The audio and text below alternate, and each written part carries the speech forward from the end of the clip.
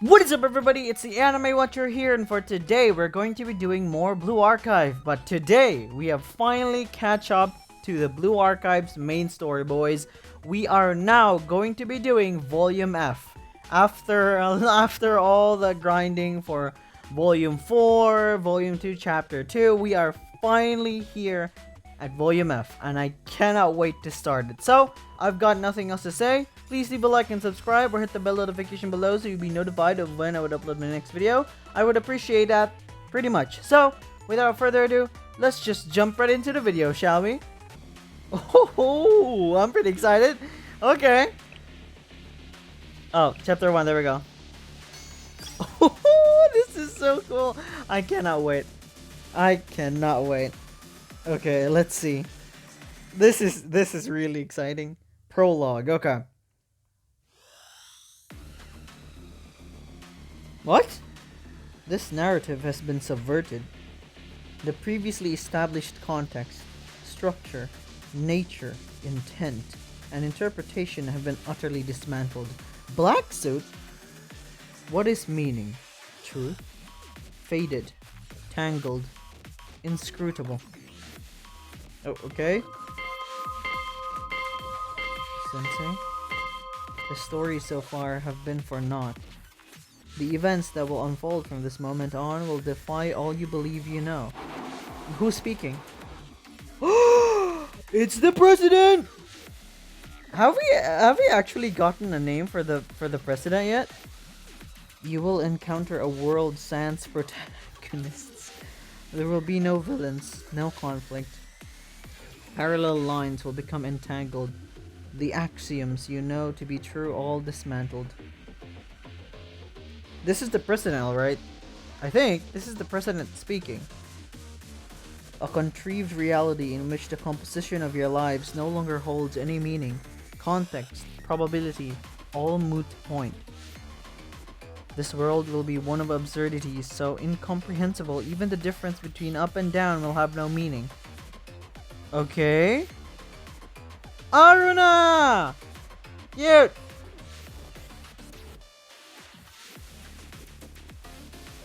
Alas, your faded future has always existed just this way.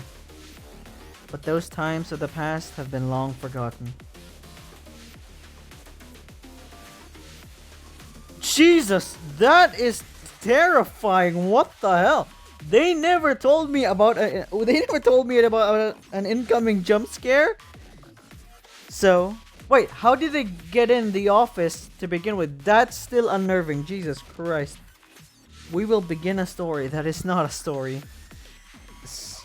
Huh? Oh, I see Sinon. Don't forget, leave your nature, reality, probabilities, and truth behind. Okay, I guess we're just going straight into the conflict, okay? Let us turn the page to the story of conflict and betrayal. Betrayal? What? Of usurpation and disarray. I wonder, will Wakamo help? Okay, what's happening? We will attempt to fit together the shattered pieces of this broken story. It says prologue, but... Oh, wait, I think I get it what this scene is, trying to tell me right now. Okay, I think I understand. It's kind of like those types of how anime start, when they kind of show us the end, but they don't show everything, they just show us piece by piece of the end. Because, it did say prologue, so of course it's going to be the start. Okay, so I think I understand this now, okay. No, it is not. Instead, this is a story of rebellion. Huh? Black Suits Rebellion? What's happening? I mean, either way, that will probably be answered. God, that's so cool. God damn, okay. That was unnerving. That was Golconde, right? Oh, yo.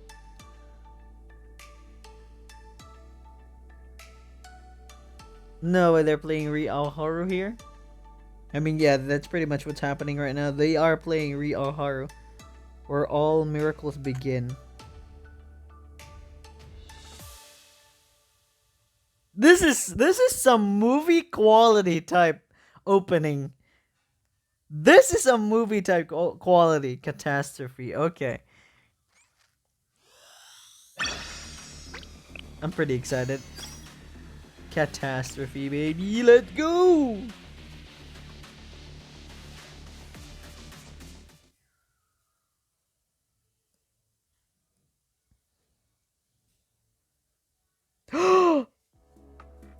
Oh, wait. Volume 3. Oh, right. Saya told us she had to sacrifice her clairvoyance, right? So she could get out of Beatrice's spell, I guess, and she needed help from her. My God, I forgot her name already, but god damn, she's so hot. Like the fox pink-haired girl. God damn. Aren't you... What is this place? More importantly, your body. Hmm? You've encountered the Chroma, have you not? How peculiar. Your consciousness appears to be more or less alert despite contact. The Chroma? The Chroma is best described as an incomprehensible force lurking outside of kivotos. Is it sentient? Does it have personality? Free will? I still know little of its true nature. So, pretty much, the vibe I'm getting from this student right here, the pink-haired fox, which, she's hot, but two, she's kind of like the Merlin in Fate. She has that vibe or aura, the way she's speaking to Seiya. I mean, Seiya could also be the Merlin from Fate, but I don't know. Maybe these two characters are like the Merlin from Fate. Either way, they just give off that vibe to me. So, yeah. But what I do know is that it's a deadly poison to Kivotos' inhabitants. Become exposed to the Chroma and you will never be yourself again. Your spirit will be shattered into pieces and your body distorted into a new form. You may not die, but any Kivotos resident who comes into contact with it will no longer know themselves. They become distorted into a new being entirely.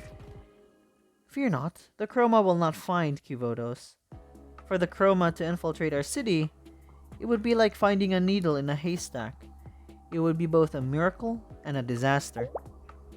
I don't believe you came into full contact with the Chroma, seeing as you still retain your consciousness. Pray tell, what happened to you? Well... Please allow me to see myself. Don't move.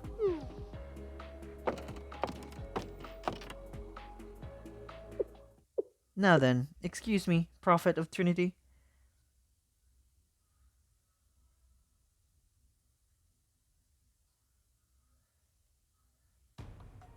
Ooh, okay.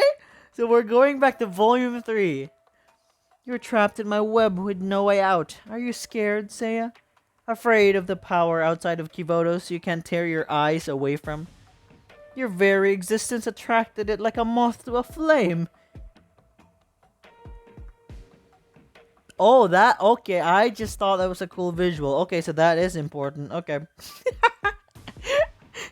That thing...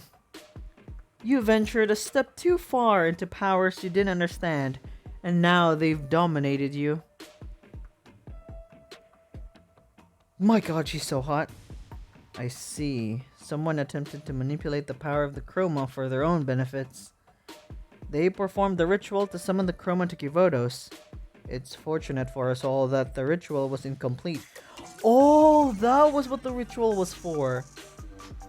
Sacrificing Hime. Okay. Okay, the pieces have fit together now. I mean, they might have fit already in the beginning and I just couldn't figure it out or put the pieces together back then, but still. Okay. Which explains your current state. You did not directly encounter the Chroma. What you saw was a distant image through a window, a landscape barely discernible through the haze of your dreams. If you had reached through that window, you would not have been able to walk away as you did. Although you did not walk away without injury, your mind may be safe here in this space with you and me, but your body is likely disintegrating as we speak. That can't be. There are things out there only I can do, and I must fulfill my duty. And my friend is... There must be a way to stop it. There is not. Would ordinarily be the answer. Yep, okay, so this fox girl, I'm sorry if I have forgotten her name. I know you guys have told me her name before, but I have forgotten about that because I was not expecting parts of Volume 3 to appear in Volume F, which I should pretty much not be surprised considering Volume 3 has some foreshadowings for Volume F. So I'm just pretty stupid, so please don't mind me about that. So pretty much, yeah, this girl here, she's basically like the Merlin from Fate for me. That's what I think she is, or her role is like in this story. However, you are fortunate to have encountered me, Kuzunoha, the great prophet of Hyakiyako. Oh, her name's Kuzunoha? Kuzunoha? I will send you back to your body safely. Of course, you cannot gain without equal loss. Oh, okay, so her name's Kuzunoha. Okay, that's good to know. You guys may have already told me that. I just forgotten because again, I don't need to explain myself again. Yes, a payment of sorts. For your safe return, you must sacrifice one of the essences of your soul. You must leave behind your ability to see the future. Oh my god, I realized. Say, if you guys have played FGO, right, and especially have seen the story, again, FGO story is pretty amazing. So basically, Seiya is Solomon, right? For winning the Holy Grail War, he turns into a human, but that would mean he would lose his clairvoyance, his ability to see the future.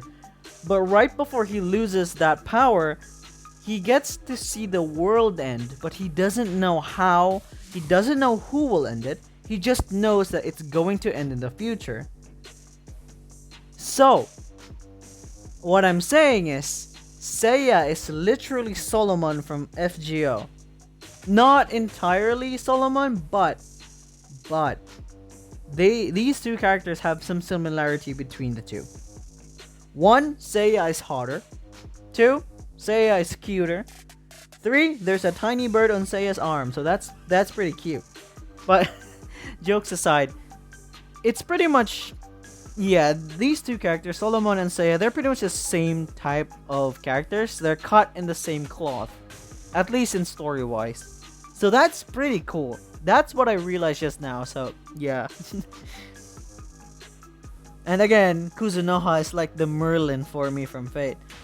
The Chroma distorts these essences I speak of, or perhaps it simply draws forth what bubbles beneath the surface.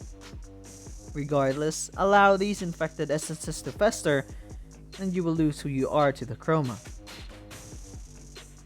But let it go. Extract the poison before its creeping fingers can grasp your soul, and you will be free of the Chroma's erosion.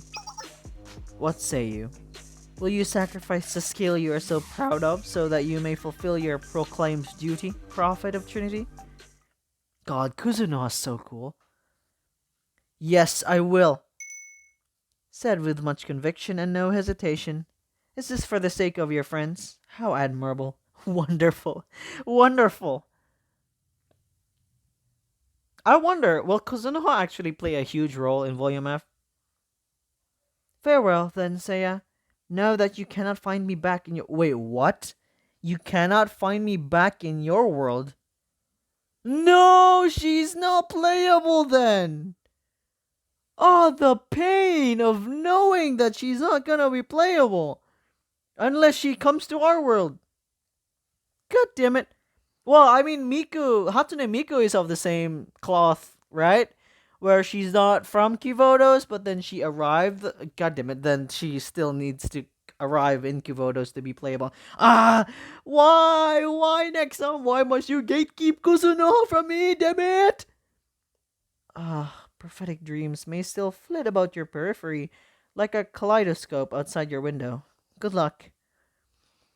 Okay, so Kuzunoha is not from this world. So is she in a different plane of existent, no, non-existent universe? Maybe a reality, a timeline, perhaps. Ah! Oh, that's what she saw.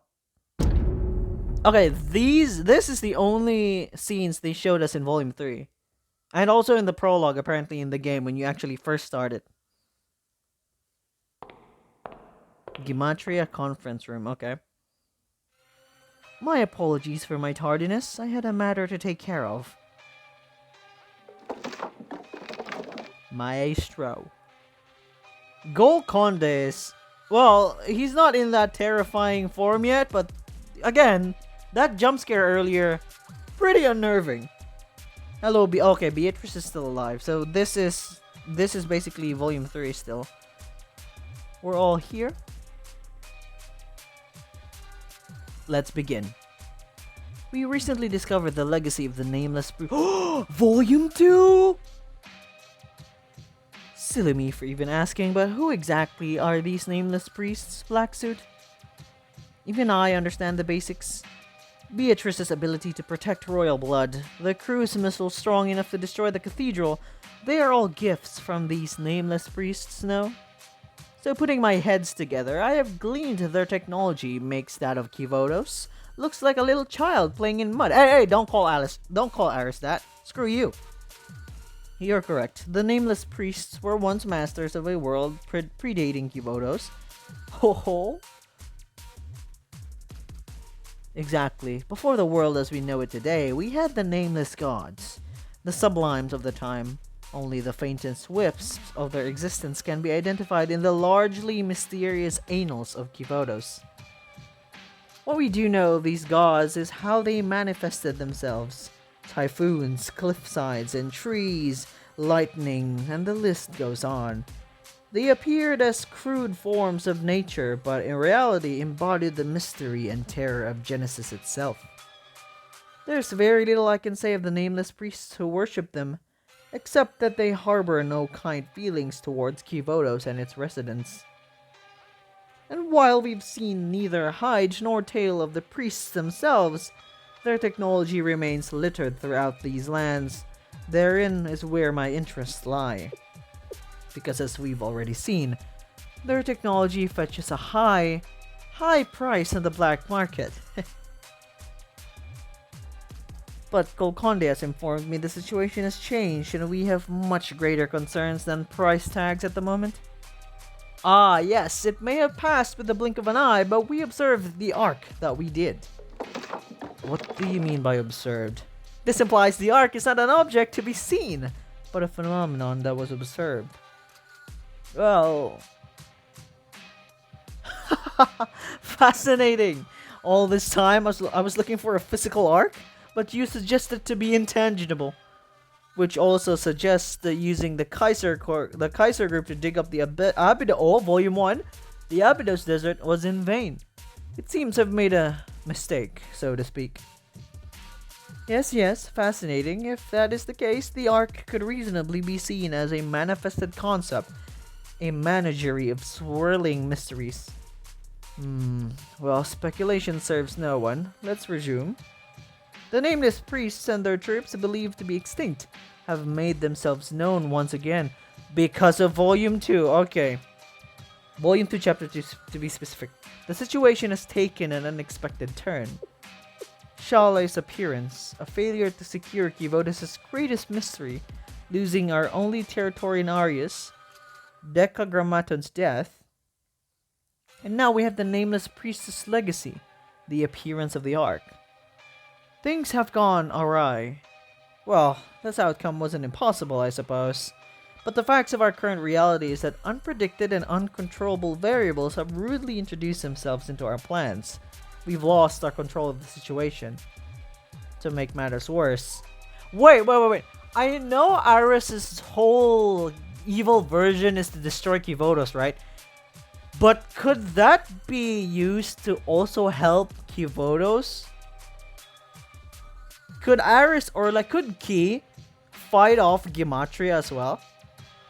That's such a like the villain of my villain. I don't know how to explain it. The villain of my villain is my friend. Something like that, right? So I'm curious if Ki could help out, cause Ki could summon armies, right?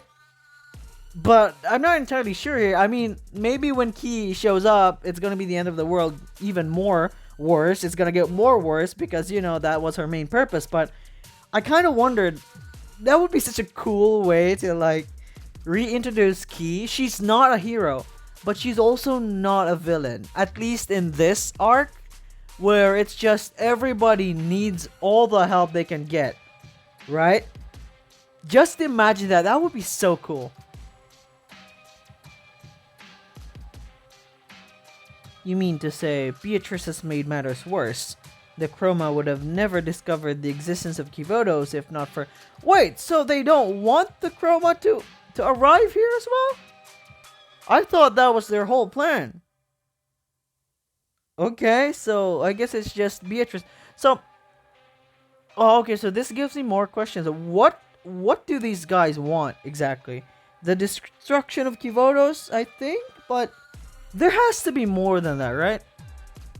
God, Volume F is so good. It's starting out very strong. Your garish ritual allowed the Chroma to come into contact with kivotos. Did you know the risks when you pursued your desires? No, contacting the Chroma was never her goal, but rather to possess its power. Madame's motives were not to expose us to it. Even worse! She sought personal gain with the Chroma's power. The audacity! The barbarianism! It requires to attempt to take advantage of something so iridescently incomprehensible for a purpose so laughable. Okay, so the reason why I'm like raising my voice up and then lowering my voice down is because Maestro has two heads, right? So I would like to assume that he's speaking in two voices. One could be a higher voice, the other could be a lower voice. That's why I'm just putting my own lore into Maestro. So I hope you guys don't mind that. Read much carefully, little puppet. You artists should suggest the sublime in your own work, and then turn and scoff at that of others. Is that arrogance simply a requirement for tortured, inconsequential artists? Deep breaths, madame. I don't want to hear anything from you, Decalcomania. Decalcomania, okay. My bad. You and your silly little ventriloquism with some framed photo isn't the philosophical metaphor of the push and pull of fantasy and reality you believe it to be. All I see is two clowns performing in a circus. But of course! I understand, Decalcomania. But calm your fury. We must be understanding of Beatrice's injuries. She's still nursing. That's true, we did beat Beatrice's ass in Volume 3. Now, let's all behave like the mature adults we are. Wait, these are... So imagine, right? They just said they were adults, right? So imagine if these were senseis, different versions of senseis in different timelines. That would be wild. Would that happen? Probably not. But if it does, that would be pretty much cool at the same time. Just knowing that, just being intrigued of like, what happened in their universe, that what made them to look that way, what made them to have mindsets such as those. For Beatrice's case, maybe it's the president in the other world that just got transported into this world to redo it. I don't know. Either way, it's pretty cool. I should just shut up and do the story now. Regardless, we haven't confirmed the Chroma has actually discovered us. It peeked in through a window in a dream. It may remain just that. A distant dream. You're correct, and that window was only opened because of Shale's race, Sensei. I have said time and time again, Sensei's existence is the cause for all these distortions. Madame, I stand by my words. We should have eliminated Sensei the moment they reared their ugly head.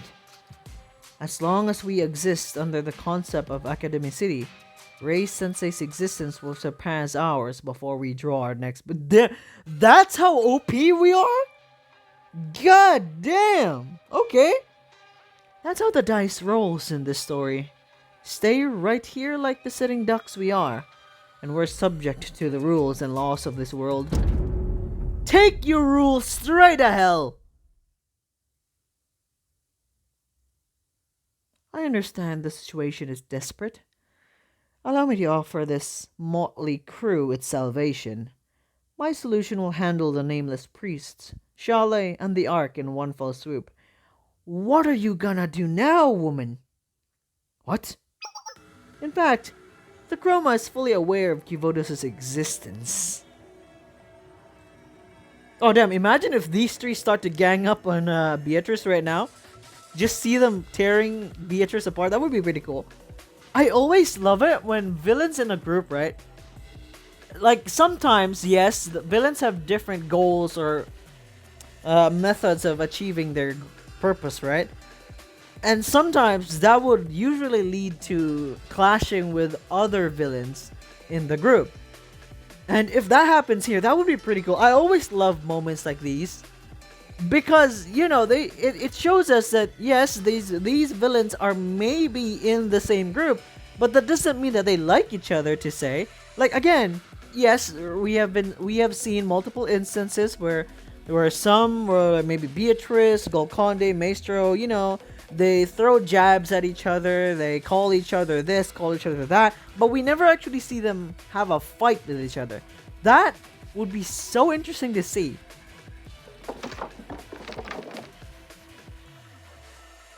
So, what are we gonna do now that the Chroma is aware of it? Is aware of them. To be frank, I intentionally informed the Chroma of our location. It is coming. God, Black Suit's so cool. I love his design.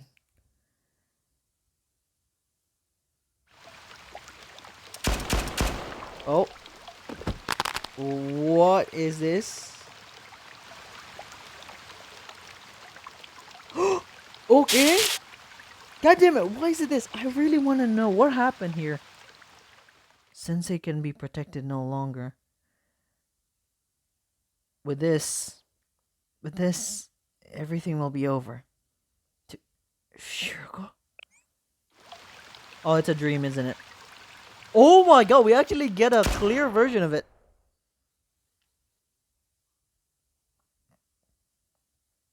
Is Aruna waking us up? Right? Right? Or it's Shiroko who... Oh, okay. I actually thought it was Shiroko. Imagine, right? We just had that dream with the adult, like, terror Shiroko shooting us, and then the first thing we see is the Shiroko we're used to seeing. That would be so cool. God damn. Sensei, are you okay? What happened? Did you have that dream again? I like that. Make sure Aruna isn't hurt. I like that a lot. Sensei? Why are you examining me? Huh? What? Oh, I forgot. I forgot Aruna's inside the tablet. I forgot about that. Well, I'm okay, Sensei. I don't have bullet holes anywhere, right? Look. There's nothing wrong with me, so calm down. Good. You're safe. Thank goodness you're not hurt. You don't have to worry. I'm fine, Sensei. It was just a bad dream. Everything's okay. Hello, Seiya. When are you gonna be playable, by the way? That dream. A world devoid of color. The girl pointing a gun at you. Her halo, it was distorted. The details are blurry, but I saw you die there. That's worse than a bad dream. I can't explain how you and I experienced the same prophetic dream. Perhaps our past encounters within our dreams had some sort of influence. Do you know what it means? I wish I could give you a better answer, but I can only see fragmented visions since I gave up my abilities. All I can say with certainty is that all of this must be related to the vision of Kivotos' destruction I saw before. The destruction of Kivotos.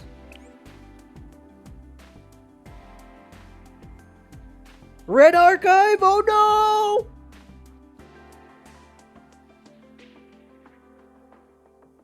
Six enormous towers descend from the sky, turning the world red. They scatter throughout the 6 regions of Kivotos, until the Kivotos we know today is nothing but a vague memory. Vague.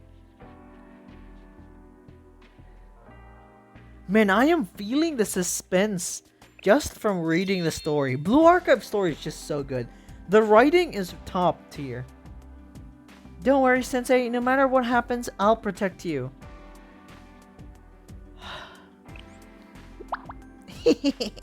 That's right. Please give me 3 stars when I pull on a banner, Aruna. I love you, but why would you not give me the 6 stars that I want most of the time? I deserve some recognition around here. Alright, what's the agenda today, Sensei? Explain your plans. Rin of the General Student Council? But will Rin believe that? I'm sure Rin will believe me. Well, if you say so, Sensei. So, I wish I never tapped it. But when when we mentioned Rin, Aruna's reaction was like, it looked like she knew Rin. I mean, maybe she does. Again, because she's like coded to be similar to the president, I believe. So maybe she has her memories. We don't exactly know for sure, or I don't know what I'm talking about here. I'm just talking out of my out of what I think is happening. But what if the president is actually Aruna, right? But she just transferred herself to the tablet. She became an AI herself. Who knows? Either way, that would be pretty interesting. I mean, would it happen? No. But either way, I kind of want the president to be a playable character, or at least her sprite to come out now. Because one, she is so beautiful. She's basically adult Aruna, right? And she looks really beautiful. I always love... I mean, right now, I love Aruna's hair, where it's blue on the outside, but you can see from the inside, it's purple, right?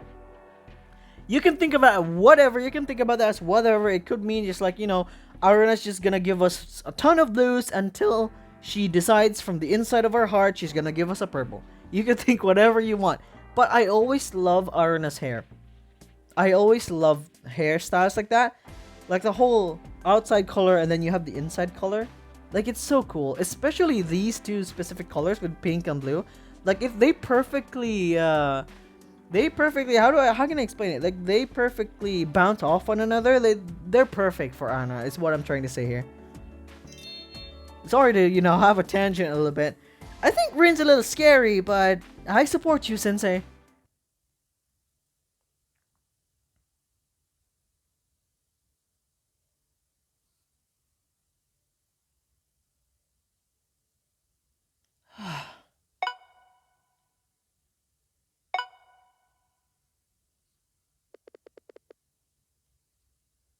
Oh? Oh, wait, this is Rin.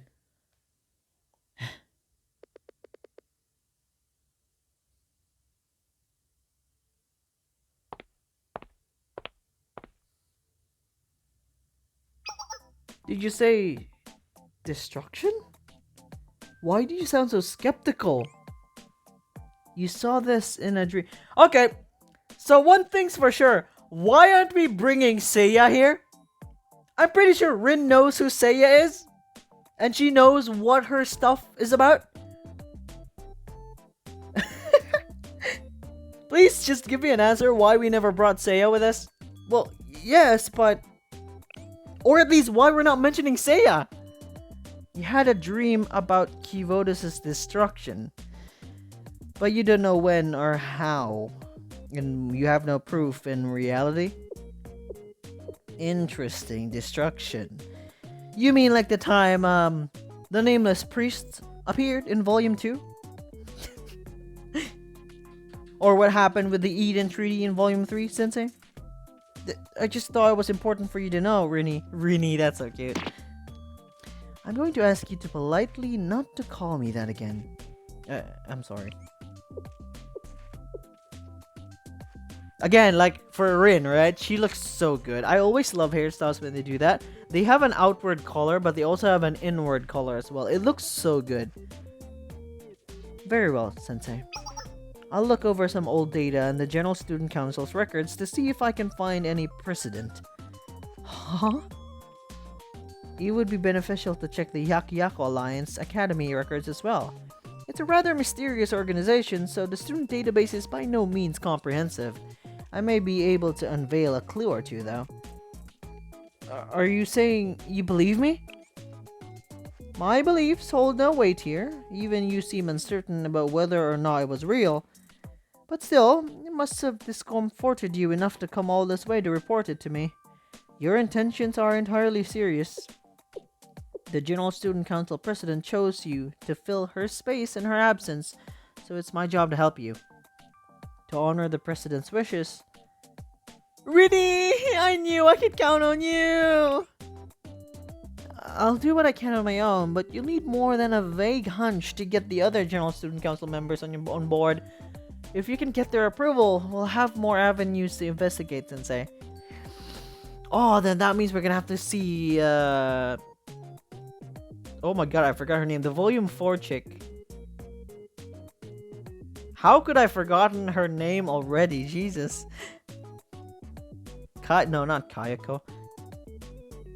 How have I forgotten her name? Yeah, basically the pink-haired from the police department.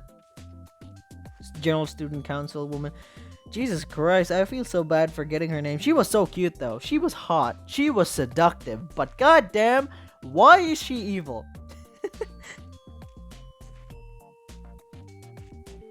A fisher in everyday life. Damn. What an amazing start for Volume F this was. Seriously, I was just invested from start to finish.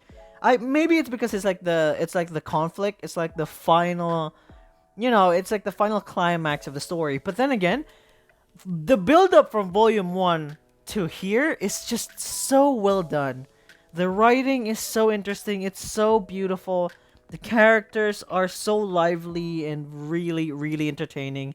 They're terrifying most of the time, but very intriguing. So, this is gonna be a fun ride for me. I am definitely gonna enjoy Volume F. So, if you guys are still here, thank you for watching. Please leave a like and subscribe or hit the bell notification below so you'll be notified of my next video. I try to upload as much as I can, so I would really appreciate the support. That's it for today, and I'll be seeing you guys in the next video. See ya!